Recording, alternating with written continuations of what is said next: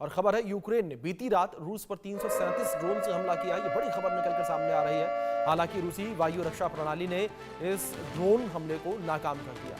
बीते 3 साल से रूस पर सबसे बड़ा ये ड्रोन हमला हुआ है। इसे माना जा रहा है सबसे बड़ा ड्रोन हमला। और इस पर मॉस्को के मेयर सार्गेई सोबियानिन ने बताया कि रूसी सुरक्षा बलों ने 337 से ज्यादा यूक्रेनी ड्रोन मार गिराए हैं। इस हमले के दौरान कम से कम 11 ड्रोन जो है मॉस्को के आसपास के जिलों में गिराए गए हैं और कई ड्रोन जो मॉस्को की ओर बढ़ रहे थे उन्हें सुरक्षा बलों ने नष्ट कर दिया। जानकारी के मुताबिक सबसे ज्यादा 126 ड्रोन जो है वो कुर्स्क क्षेत्र में गिराए गए हैं, जो कि यूक्रेन सीमा से सटा हुआ क्षेत्र है। और मॉस्को क्षेत्र में कुल 91 ड्रोन नष्ट किए गए हैं। ये बड़ी खबर जो सामने आ रही है। हमारे सहयोगी अजय जांडियाल लगातार बने हुए हैं, सीधे उनका रुख करेंगे। अजय, जिस तरीके से एक और रूस यूक्रेन हमले को, लड़ाई को खत्म करने का प्रयास किया जा रहा है, शांति बहाली का प्रयास किया जा रहा है, लेकिन दूसरी ओर यूक्रेन ने अब तक का सबसे बड़ा अटैक रूस पर किया। देखिए, बिल्कुल अगर आप देखें तो पहले से इस चीज का आंकलन जो है वो लगाया जा रहा था कि जो मौजूदा परिस्थितियां हैं, जब रूस में यूक्रेन के साथ जो बातचीत का सिलसिला चल रहा था, जब वो बातचीत जो है वो खत्म हुई और फिर उसके बाद रूस ने भी साफ कर दिया और अमेरिका ने भी साफ किया, जब जेलेंस्की जो है बातचीत को तैयार नहीं है, तो उसके बाद ये शंका थी कि रूस जो है वो एक बार फिर से एक्टिवेट होगा।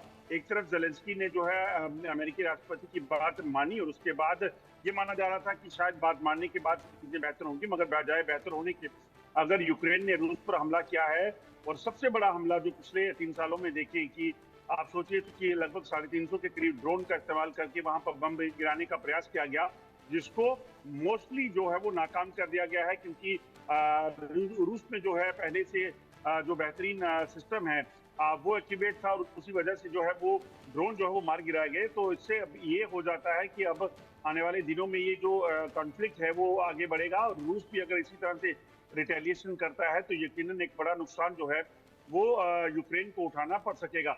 ये कहा जा सकता है कि जो संभावना युद्ध खत्म होने की और देखी जा रही थी, अब एक बार फिर से अगर ये बढ़ने लगा है तो यकीनन एक फिर से दोनों देशों के बीच जंग के हालात जो है वो और ज्यादा तेज हो जाएंगे। बिल्कुल।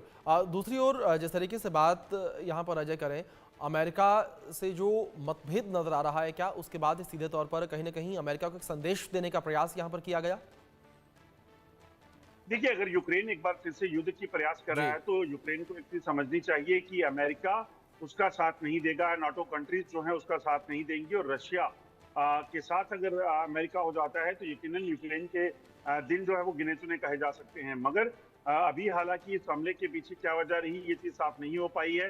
जेलेंस्की इस पे क्या कहते हैं ये साफ होगा तो उसके बाद पता चल पाएगा कि ये हमला क्या यूक्रेन की तरफ से किया गया था या कोई और है जो इस आग में घी डालने का काम कर रहा है। मगर जितने ज्यादा ड्रोनों का हमला था उससे साफ हो जाता है कि कहीं ना कहीं यूक्रेन की तरफ से ही हमला था और उसी चीज को लेकर रशिया अब कैसे रिटेलिएट करता है ये अब थोड़े समय बाद जो है पता चल जाएगा। बिल्कुल, जाहिर तौर पर। अजय, आप बने रहे हमारे साथ इस बीच और खबरों में